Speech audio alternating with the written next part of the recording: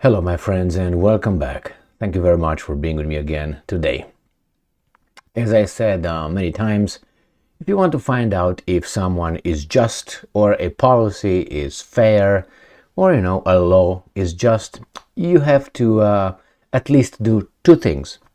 One, which are related. One is see if that policy or law applies equally across the board. And the other one is put yourself at the receiving end of that law. That means, let's say that law or policy would be applied against you. And see how you immediately will going to find out flaws in all that policy or whatever is done.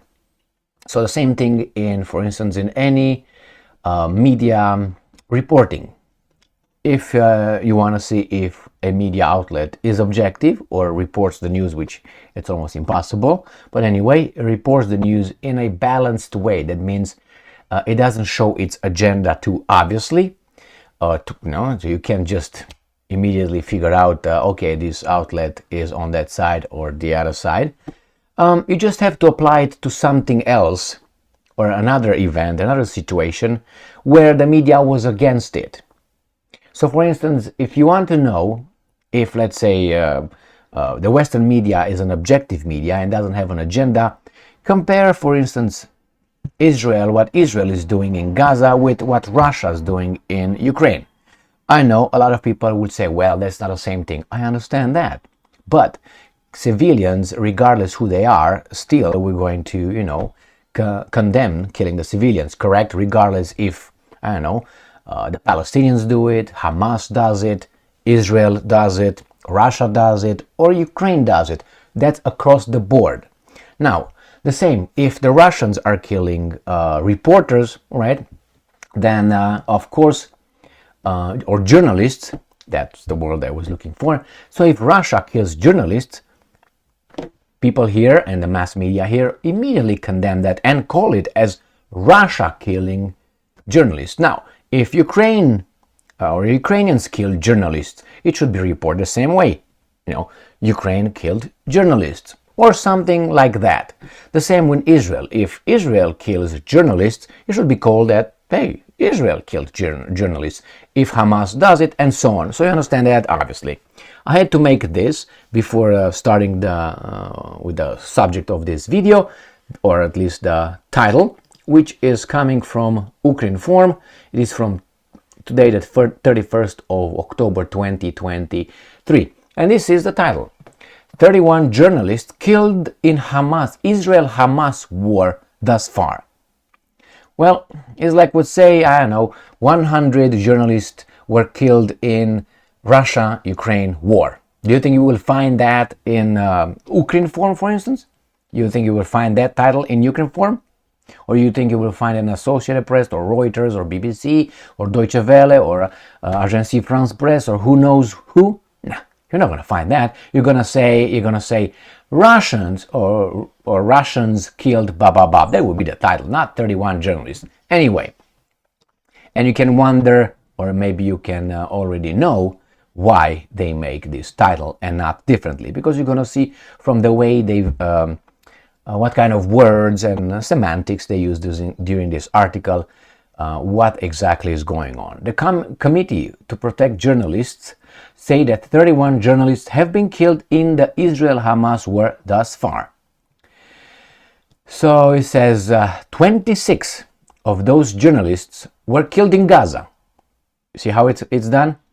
So 26 of those journalists were killed in Gaza. By whom, I wonder? By Israel, not by Hamas, obviously, right? Or at least they would be the first suspect. They will not identify that. But in the next sentence, look what they say. 4 of those journalists were killed during the October 7 Hamas onslaught in Israel. So we know, all right, that we have a few journalists killed by Hamas in Israel. And the first one, we don't really know. It's just killed in Gaza, just one of the two, we don't know. We lump them together. That reminds me of a friend of mine from England. He was an Englishman, and he still is. He told me this, when we, or Great Britain, does something fantastic, we say the English did it, we did it. Now when Great Britain does something that we're not really proud of, we say Great Britain did it. So they lump everybody else. They don't point, hey, wait a minute, we know exactly who did it. The same, for instance, with the Germans in the Second World War. We know exactly who did what and when. We know that. So they lump the German nation, and the guilt is still nowadays to, I don't know, the 7th generation, I guess. So the same, don't lump things together. Like they say, hey, when the Europeans,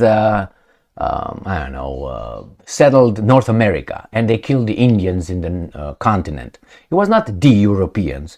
We know exactly who they were. There were 5 or 6 countries. That's all. We know them, but they lump all the countries of Europe into this because it's something bad. Instead of saying, no, it was actually Great Britain or England, which one you want, all right? It was then Spain, it was Portugal, it was the Netherlands, it was other, Spain, I said Portugal, so, here and there someone else, if you want to go further, again, you can go with colonization, the European colonization of Africa. It wasn't the European colonization. Romania did not colonize anybody. I don't remember, the Czech Republic doing anything, or Serbia, or, Kosovo. So therefore we know exactly who did what. So don't lump everybody together. The same thing here. They lump the journalists in Gaza. And then when they talk about the 4 killed in October by whom? Exactly Hamas. They don't say they were killed in Israel, just over there, you just died. One journalist was killed in Lebanon, look at this, allegedly by Israeli shelling that has targeted Hezbollah. It's on camera. Now, you don't know where the bullet came from? No, okay. CPJ says another 9 journalists have been reported missing or detained. So, my friends, as reported as a result of the shelling of Lebanon from Israel, a Reuters reporter was killed and 6 other journalists were injured. Again, they don't tell you exactly what. From Israel, we don't know exactly from Israel. Could have been Hamas. They leave it ambiguously. Remember, if they were about to, let's say, substitute, just make this, I'm not saying, as I said, Israel is Russia and Ukraine is Gaza, okay? But if, let's say, you have the Russians doing that towards the Ukrainians, they would call immediately the group. The Russians killed journalists at the border with Ukraine. They did this before. So when you read this kind of things, what's wrong, buddy? When you read this kind of things, obviously you understand who's who, what's what, and who's in charge of what. And we are supposed to cry a river for the victims who actually control what these guys are printing, not actively control. They're not over there to control. It's like, for instance, when you go to school, you don't have to be, beaten by the teacher. You know what you have to do. Because that's the teacher. But the teacher was assigned that position, fought for a job. He got that job. So it's the authority figure that is over there. It doesn't have to show you, hey, I'm the teacher right here, you see.